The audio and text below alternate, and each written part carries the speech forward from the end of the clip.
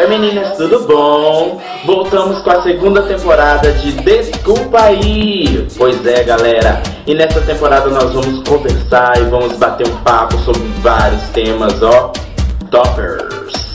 Deus me defenda de gíria de hétero. Mas vamos lá galera, hoje nesse episódio nós vamos falar sobre... Tá focando meninas, não sei se tá focando, não sei no Brasil.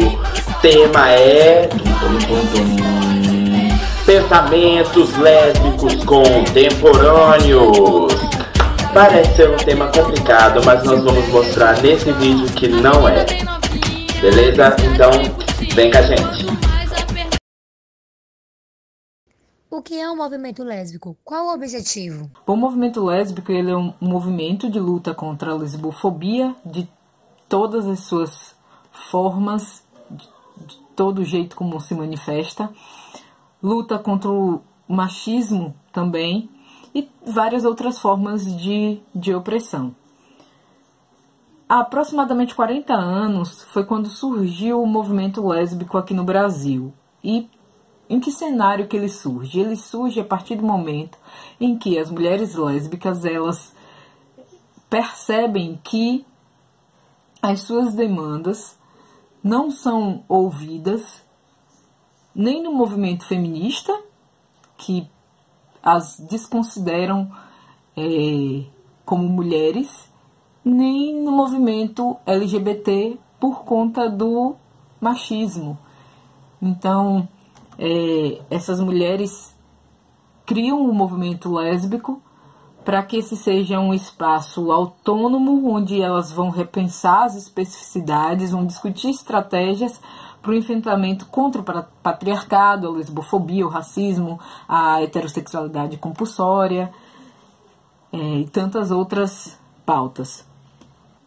Ele tem como objetivo livrar as lésbicas de todos os tipos de opressões que a gente sofre. Tanto por ser mulher, através do machismo, e por ser lésbica através das práticas de lesbofobia. Ser lésbica é garantia de desconstrução da norma heterossexual? Nenhuma sexualidade assim garante alguma desconstrução da norma, assim, né? Eu queria só dizer duas coisas. Acho que não é garantia, mas ao se afastar da heterossexualidade, são formas de entender a sexualidade que tem o potencial de deslocar essa norma de mundo construída sobre a ideia da atração homem-mulher, mulher-homem, enfim. Nenhuma configuração, forma de organizar nossas vidas, de expressar nossos desejos, ela pode ser libertária ou aprisionadora, opressiva em si mesma.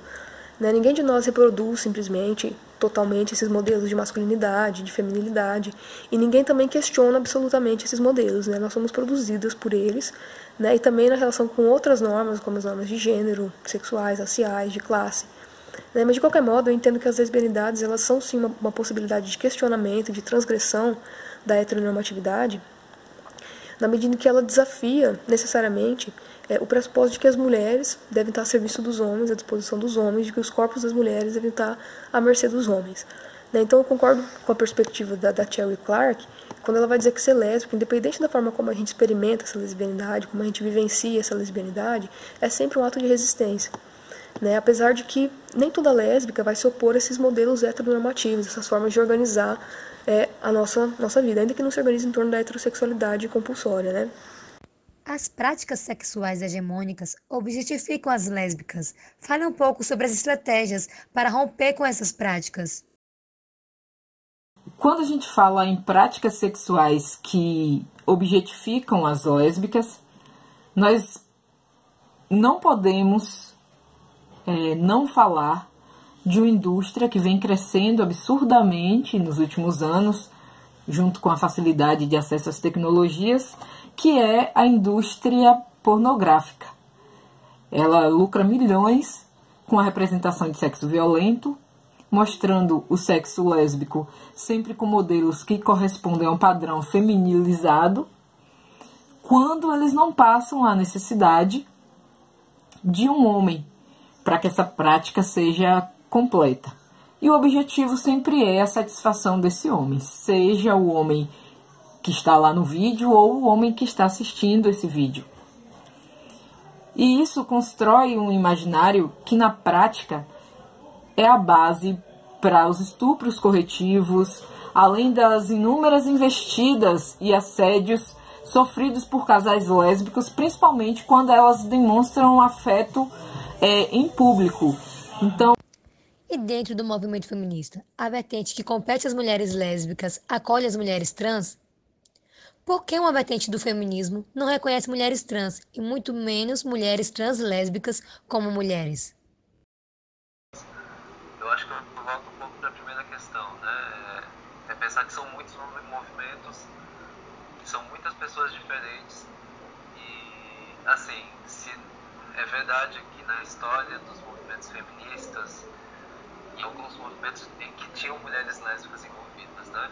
Você tem uma documentação de pessoas que foram violentas com pessoas trans, de achar que a presença de mulheres trans no espaço feminista ou de mulheres seria uma violência em si, independentemente só pelo fato de ser uma mulher trans, né? Mas isso não significa que o todo desses movimentos sejam isso, né?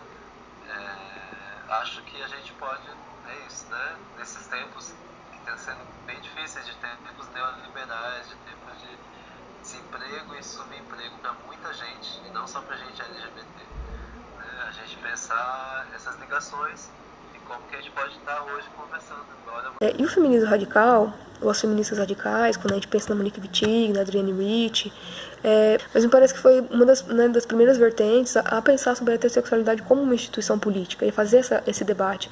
Então, quando eu penso nisso, parece compreensível um pouco, né, por que tem tanta sapatão dentro do feminismo radical.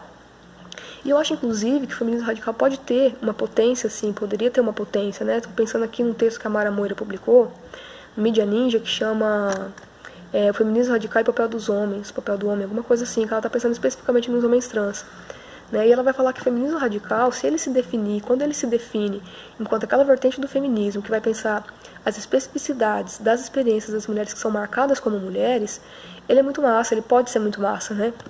Porque tudo bem você pensar sobre especificidades de um tipo de experiência, né? Como o feminismo negro, por exemplo, vai privilegiar as experiências das mulheres negras para fazer suas análises, como o feminismo lésbico, como o feminismo trans, né? Vai privilegiar alguns corpos e algumas experiências para fazer suas análises, justamente para lidar com essas questões. Né? O problema que a Mara Moira vai colocar, e que eu concordo bastante, é quando essa vertente ela vai pensar que reivindicar que ser mulher é ser marcada como mulher. E só pode ser mulher, se considerar mulher e ser vista como mulher, quem foi marcada como mulher, ou seja, nós mulheres cis, né? E qual que é o problema disso? Né? O problema é que a gente passa, quando a gente faz essa configuração, quando a gente acha que tem, né, o poder de dizer quem pode ser mulher e quem não pode, né, que sou eu que meço essa régua, por exemplo, a gente passa a legislar e deslegitimar experiências de mulheres que se produzem a partir de outros lugares, de outros marcadores que não a cisgeneridade. Né, isso é violento, isso é doutrinador e isso mata em última instância, porque isso pode muito bem ser super transfóbico, como geralmente acaba sendo. Né? A cultura dominante mantém as lésbicas invisíveis e sem poder. As mulheres lésbicas negras nesse processo são mais vulneráveis? Enquanto lésbica negra, eu afirmo que a identidade sexual nos torna, assim, muito mais vulneráveis às diversas formas de violência e opressão que nos invisibiliza. Se a gente alcançou, nos últimos tempos, um mínimo de representatividade na mídia, principalmente, mesmo sabendo do interesse do mercado nisso, a gente vê que existe um interesse em corpos lésbicos brancos, feminilizados, magros. Enquanto isso, o racismo, que sempre serviu para a desumanização do povo negro, ele serve também aqui para excluir e invisibilizar os corpos de lésbicas negras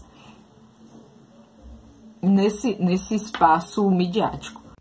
como a invisibilidade afeta a vida das mulheres lésbicas. A invisibilidade afeta a vida das mulheres lésbicas em vários níveis, né? Desde quando a gente pensa em falta de representatividade nas mídias, nos meios de comunicação, quando a gente pensa na falta de informação acumulada historicamente, produzida historicamente sobre as lesbianidades, né? Sobre o conhecimento produzido por mulheres lésbicas, para mulheres lésbicas, né? Também nos grupos feministas, nos coletivos feministas, nos feminismos teóricos, né? Na teoria feminista, que parte sempre hegemonicamente das experiências das mulheres heterossexuais para pensar suas análises, as suas reivindicações.